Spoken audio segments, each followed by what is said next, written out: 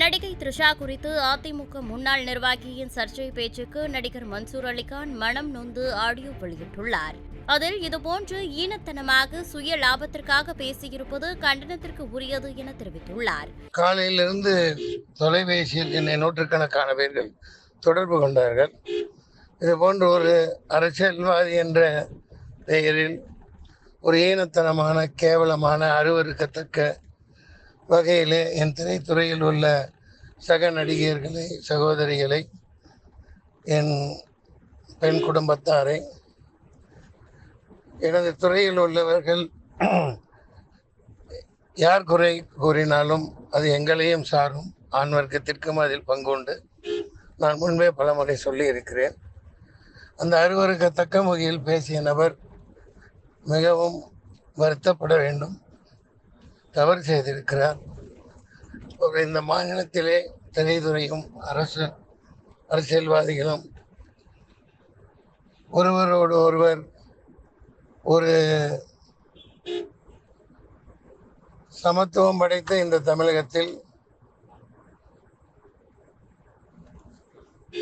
மிகவும் கீழ்த்தரமாக விமர்சனம் செய்திருப்பதை நான் கேள்விப்பட்டேன்.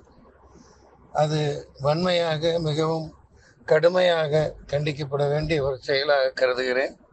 அதை யார் செய்திருந்தாலும் எனக்கு முகம் தெரியாது. இது போன்ற ஈனத்தனமான செயல்களில் வண்ணம் பரப்புவது அவர் ஈடுபட்டிருக்கக்கூடாது. சுயலாபம் பெறுவதற்காகவோ எதற்காக செய்தார் என்று தெரியவில்லை. ஒரு போக்கில் அப்படியெல்லாம் ஒரு சக திரை நடிகைகளை ஒரு கேவலமான முறையில் அப்படி பேசியிருப்பது எனக்கு மிகவும் மனதை நோகச் செய்கிறது.